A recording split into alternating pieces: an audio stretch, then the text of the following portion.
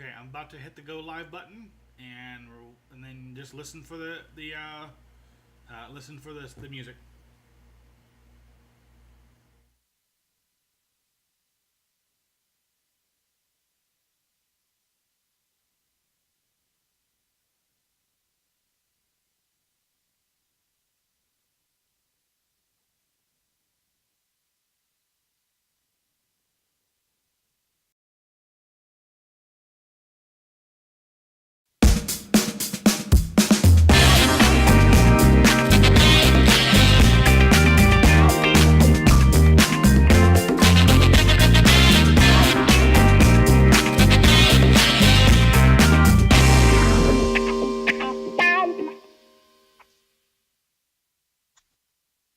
Good evening, my fellow Cuckoo enthusiasts. How are you doing tonight? I hope you're doing well. We're going to talk salsa tonight. Now, we're all familiar with the salsa you buy in the grocery store. It's delicious. We love it. We're addicted to it. It's the same salsa that you can get at the farmer's market, places like that. Again, we love it. It's delicious. It's called a cooked tomato salsa. So you actually cook it on the stove, you can it, pressure jar it, good to go. So that's one type. Then there's another type which is called fresh tomato salsa, which I'll talk more about later. But it's really delicious. It looks different from what we're used to because all of us grew up on the stuff you get at the grocery store. Still delicious, still good, just different. And then there's a fruit salsa. Now, I'm talking about fruit salsa today because in a few weeks I'm going to show you how to set a cheese board. And to do that, I need to show you some of the things you can put on a cheese board, including the fruit salsa. Because the fruit salsa is going to pair with various cheeses and crackers. So, bear with me. This is going to be a multiple week thing. But let's start with salsa, the fruit one. Pears. Always a good thing to have. Purple onion. Almost guaranteed a must in every salsa. And pepper. Now, this is a really unique heirloom pepper style I found. So we're going to try it. It should be good. I don't know if it's sweet. I don't know if it is spicy. But I found it at the local grocery store, so awesome. And lime. Now, this lime's cold. It just came out of my fridge, my freezer, for a reason. To get the most juice out of a lemon or a lime, you make it cold. You stick it in your freezer, and then you roll it. See? This juices it a lot, which means when it comes time to squeeze it, I'll get more juice. And the last essential ingredient is cilantro. Now let's start with pears. You can pull the stem out like that. They're ripe. Now, I'm back to 2 feet instead of 4 feet because the Bentley rodeo is coming up with the bench show, which means I have been doing a lot of stuff in the kitchen, a lot of fabric, crocheting, knitting, cooking things to get ready, including photography. So my oven's still very hot from the batch of cookies I just made, and if anyone wants, I will do an episode in about 2.5 months about cookies. So there's edible cookie dough that I just made up a couple nights back and turned into cookies tonight. I also have sugar cookies I have to do. So, cut pears. Chop them. Everyone knows how much I don't like rolling fruit. Really don't like this. Like this. Doesn't roll.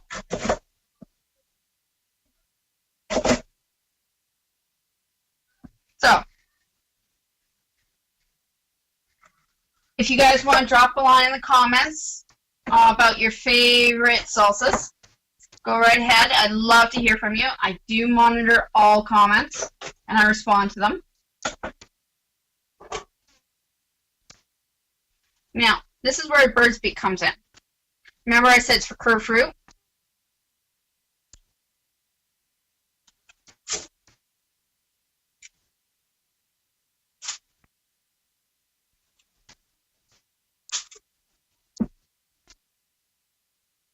Just like that.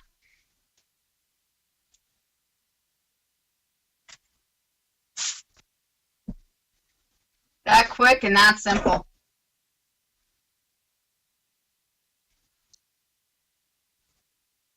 And I have a lot more control than if I was using a traditional paring knife.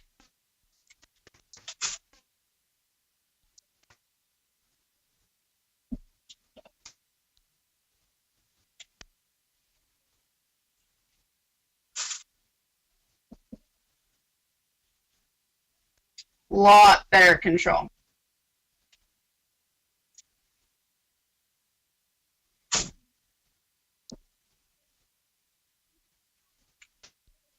Now, I have a neighbor down the road who has a pear tree.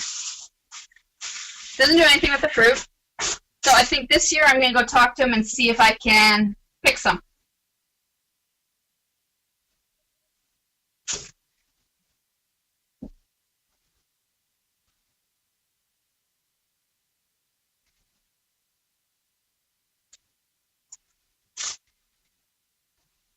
Just like that.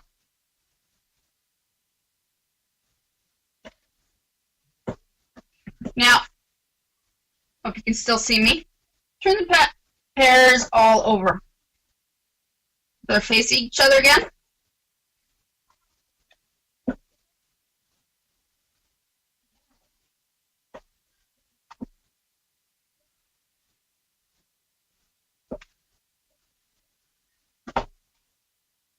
Makes this next part a lot easier. I'm playing mix and match. Okay. You want cubes. So you're going to cube the pears. So 2 additional cuts, twice. 3 if you feel it's necessary. 4 to be fancy.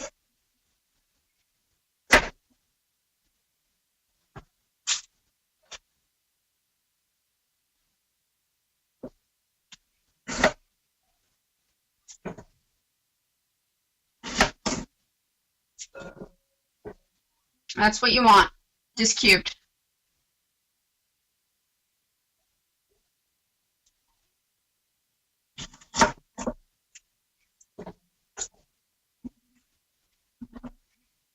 Now, when I make a cheese plate, like I'll show you in a few weeks how to do, generally speaking, I pair the fruit salsa with a light cheese, a light Greek goat cheese, or any soft cheese that's not pungent.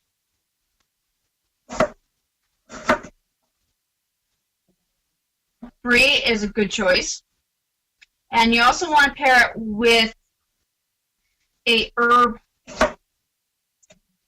cracker. So rosemary would be good.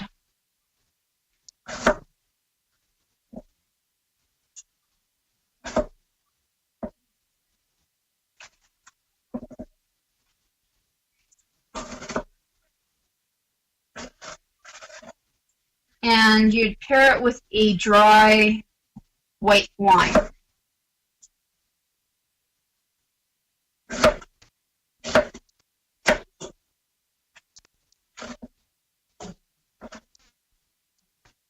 This also makes a good salsa for a summer picnic or potluck. Again, pair with something like a rosemary cracker.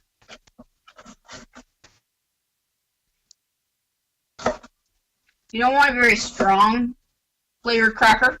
or you're not going to get the flavors of the fruit salsa in.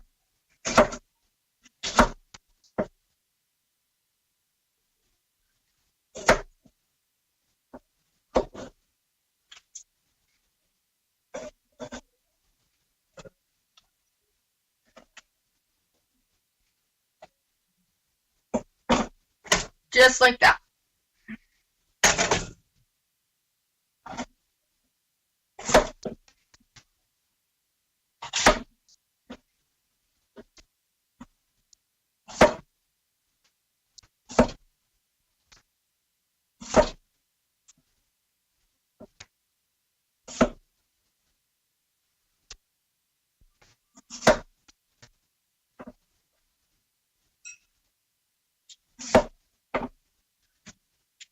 There you go.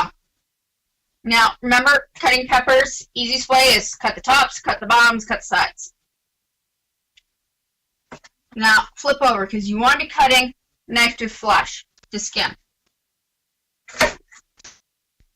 Ooh, I like these peppers. Nice and crisp. I am definitely going to buy more of them. I got them in Sovies, Red Deer, at the Village Mall, right across from Parkland. If you can get them elsewhere, great. They are crisp. I love them.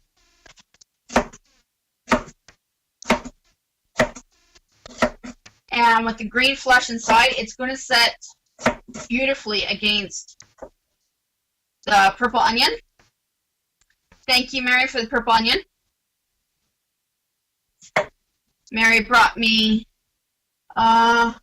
14 purple onions. Oh, yeah. Hear that crispness. And that's after being in my cooler for 2 weeks. Love it. Now, with a salsa, depending on how spicy you want it, you can add jalapeno peppers. Makes a great addition to movie night.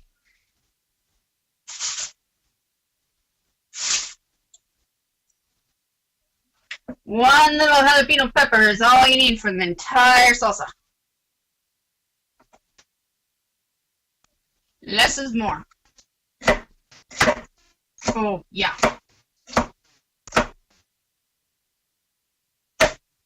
I can't wait to eat this. Now, an additional ingredient you can use is pomegranate. You can buy them already ready to go at the grocery store, or you can de-seed them. I'll put up a video later this week showing you how to get all the seeds, the beautiful fruit, out of the pomegranate, but it's not going into this salsa tonight. One of my professional taste testers can't eat the seeds in pomegranate, so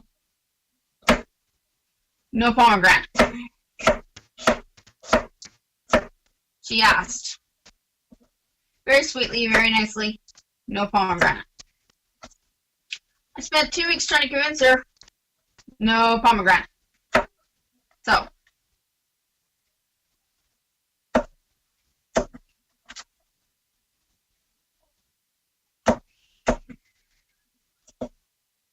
if you listen very, very closely, you can hear 101 Dalmatians in the background.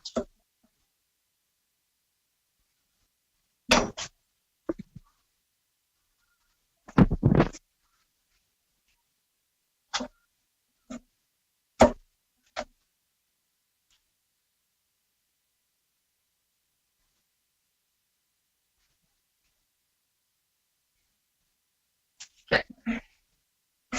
Hopefully I'm not going to lose the signal. So we've had phone issues for the last couple hours. At one point you couldn't hear me when I was on speakerphone. So hopefully you can still hear me now.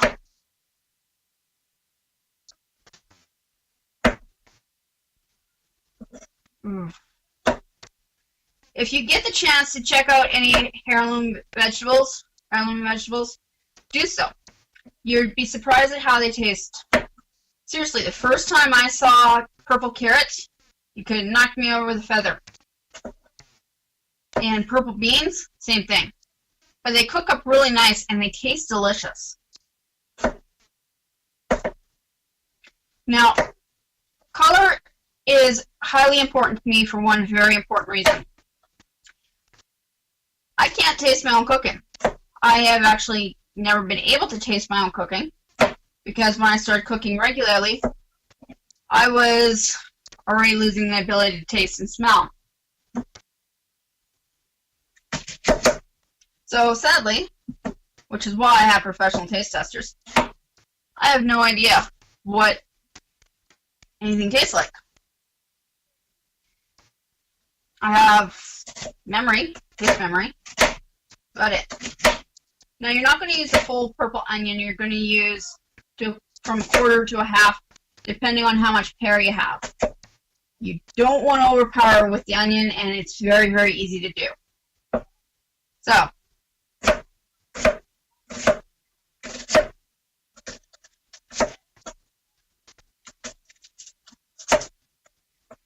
now I don't know how many of you live in Bentley or have local rodeos and bench shows and community events like that, but I'm going to recommend, highly recommend, strongly suggest getting involved in your community events this way.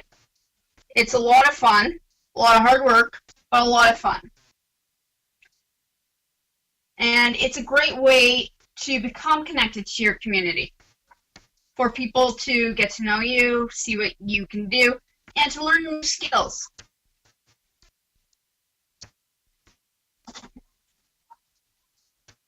A year ago, I would never have attempted, for the second time in my life, to crochet an Afghan.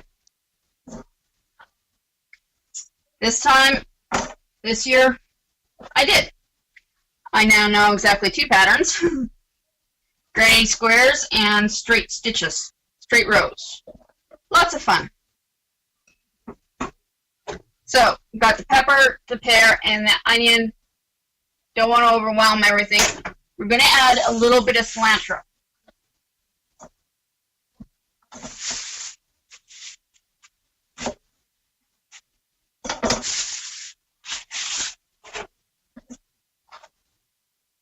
Now you can use scissors, you can use a knife, whatever you want. This is where you want to be rocking your knife. Working with scissors works a lot easier, so does shredding. It's just, I thought I would show you a different way of using my Santaku. Still one of my favorite knives, because it's a lot lighter than the traditional French chef. I like it.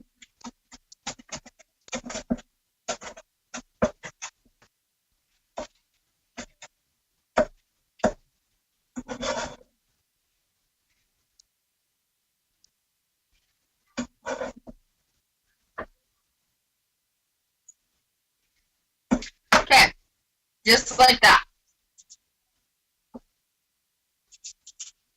Now, remember that lime I juiced earlier?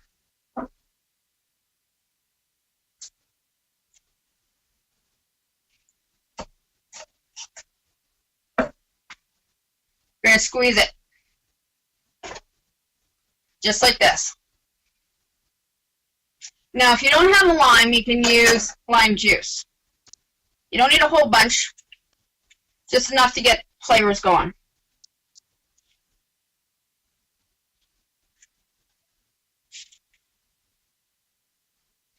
And you're going to get some pulp in there. You want that too if you can get it.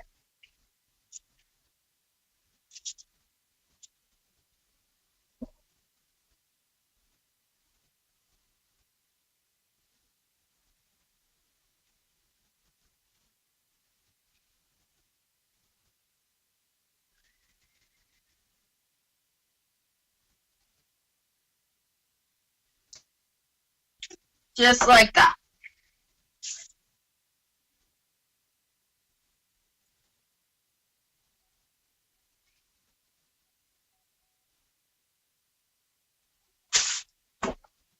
Mix it up.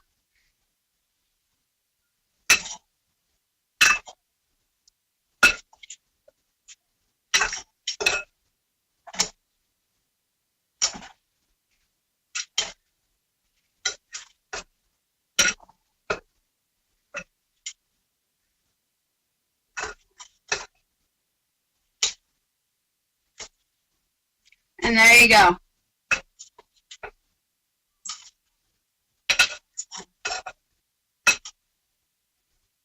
Ready to serve.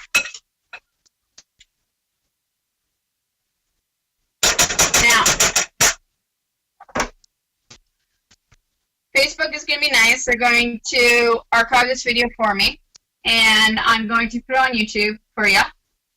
The channel would be Chop Chop, the Kindly Canadian on YouTube, on Facebook as well.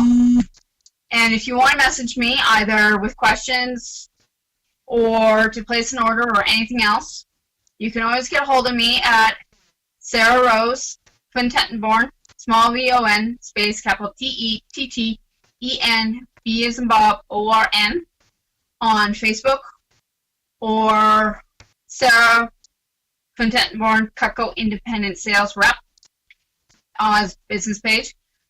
Email is von_Tettenborn@yahoo.com. Not many people use that unless you're trying to get a hold of me for business. Trade shows, organizing mostly. And of course, you can find me on Pinterest and Instagram.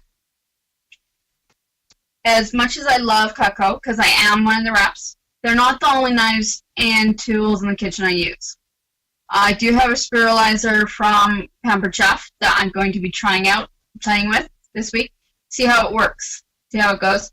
I'm hoping to do a quick stir fry with zucchini here next week to show everyone how it works. I'm going to see if there's a couple different ways I can spiralize the zucchini for you.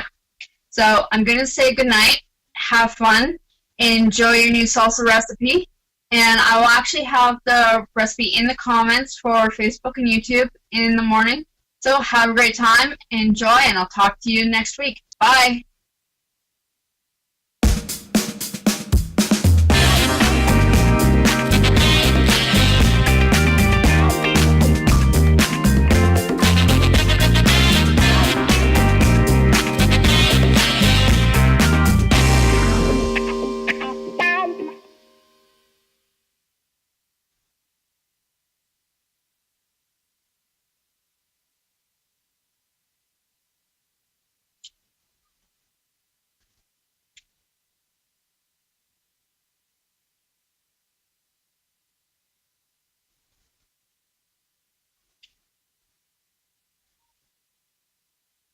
Okay, we're done. Awesome. I just realized that last week that that I have to let it run. I have to watch the live feed because there's a buffer, and if I cut it off too soon, it actually cuts off the end of the video. Of course. I'm like, nope, let's not do that. You need me to stay still? No, you're good. We're all done. We're out. Okay. So how did it sound? How did it look?